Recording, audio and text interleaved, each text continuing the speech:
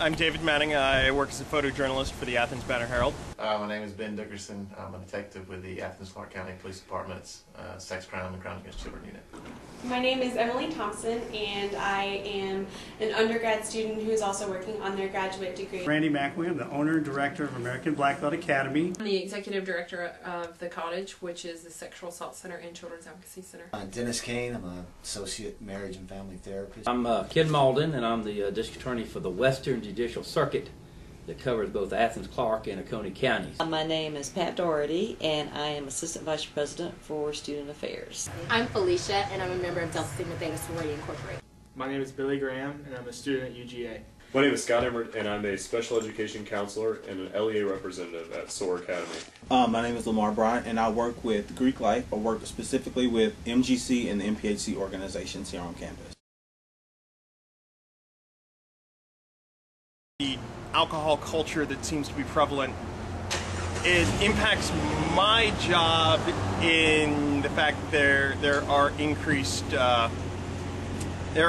stories to tell, generally not that positive. If you don't drink when you were in high school, then you probably will start when you're in college.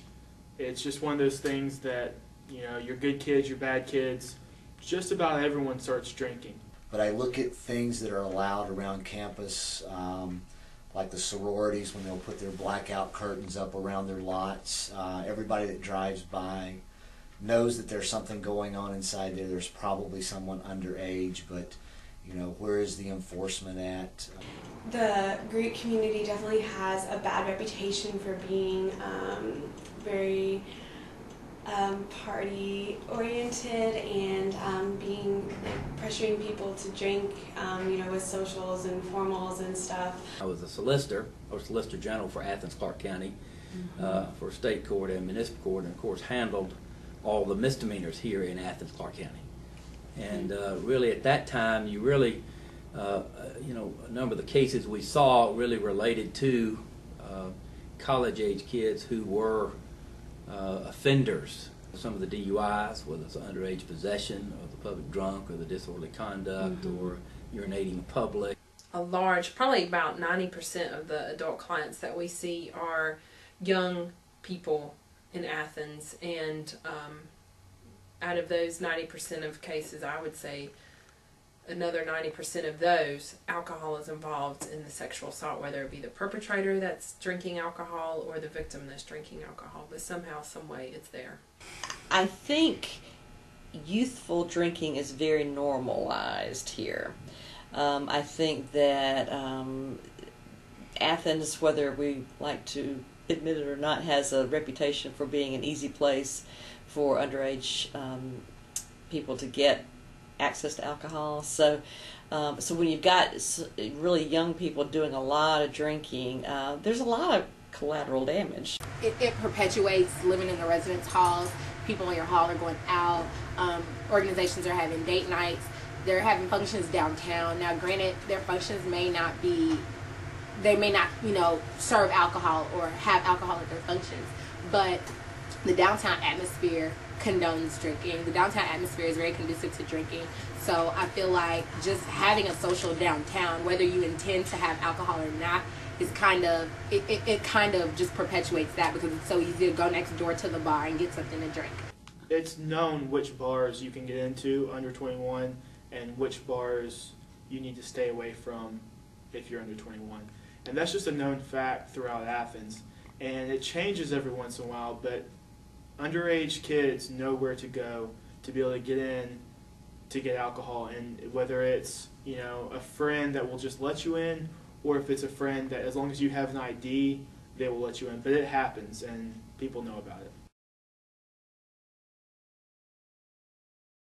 It would depend on the approach. If it was presented in a way that, you know, allowed folks to make choices and not really talk to them as far as to completely not drink, but to make them be more aware of how they could drink more responsibly and have other alternatives for social outlets rather than just the drinking events. The kids I work with specifically are the ones I can speak to, and they're mainly emotional behavior disorder.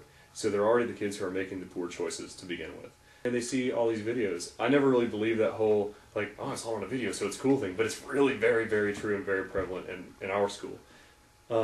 So I think that there does need to be some type of education, some prevention that can really get in and teach these kids about what it really is, what it really does to you physically, and some alternatives to those behaviors. Because a lot of these kids just don't have an alternative to it. Creating different patterns, and even education around what is, binge drinking. How do you not binge drink? What are the effects of binge drinking? But if there's going to be, alcohol use, what is moderation? I think it could be supported as long as you can make an environment where people want to go to, where it's something they're going to want to do. Again, it would be kind of hard to draw people from the downtown area, which is full of alcohol, but any activity like that where they can actually have fun and want to go to it, but yet not drink would be, I think, could be successful. The folks who are residents of Athens, Clarke County, I think they would support it. The question is whether the community of college kids, college age, young folks would support that and do that, which you're suggesting, in lieu of going out downtown.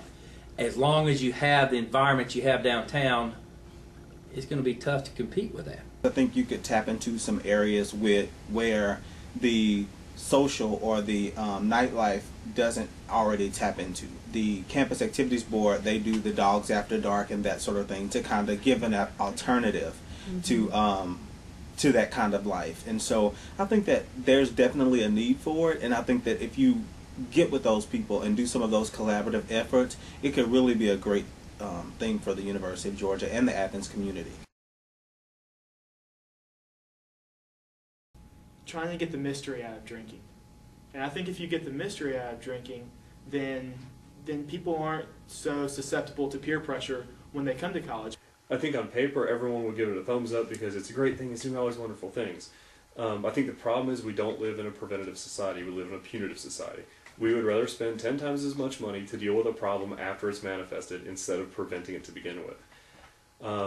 I think, so I guess to answer the question more directly, I think that yes, people would say they'd be all about it, but when it came down to the nickels and dimes and where the funding is going to come from, that's when you're going to get the resistance. I think that the biggest thing for a community center to do, or how to reach out to the Greek community, would be to reach certain opinion leaders. If somebody were to approach you, would you be willing to partner and take part in that? Absolutely. I think it'd be a fantastic opportunity to have a positive impact on the community here in Athens. And I think from a martial arts perspective, martial arts has a lot to offer for people that are looking for options to change habits. Your critical support systems are going to be your religious organizations. And maybe it's not gearing more towards one specific religious group, but kind of opening up to everybody to say, hey, this is the initiative that we're taking. We would love to have your input. We would love to have your participation, because this is what we feel is important to our community, and this is how this program will benefit that. But the university will be a huge partner in that. And anybody from the university who other students want to look up to. And I understand you did a campus coalition. Can you tell me a little bit about that? Like, what was that? What was kind of the goal behind that, and what happened to that? It's still going on. Is the Community and Campus Coalition for the Prevention of Alcohol and Other Drug Abuse. Started a few years ago. I was the first chair of it. The whole point was to get all of the people who have an interest in this, and or really the players in it, from the bar owners to government officials to law enforcement, counselors in town. So we had an education committee, an enforcement committee, an environment committee, and then an assessment committee. So we worked with some of the ordinances. We've tried to do a lot of educational efforts, but these are all volunteers, and it's a full-time job to address alcohol issues here. Do you think that the coalition would partner if something like this was introduced? Do you think the coalition would partner? I think they would. They don't have any money. I think the coalition is very interested in whatever we can come alliances up with. Of some sort. Yeah, exactly. Because that's what you have to have. You've got to get allies in all kinds of areas to come together and pull resources together. So yeah, I sure would talk with them.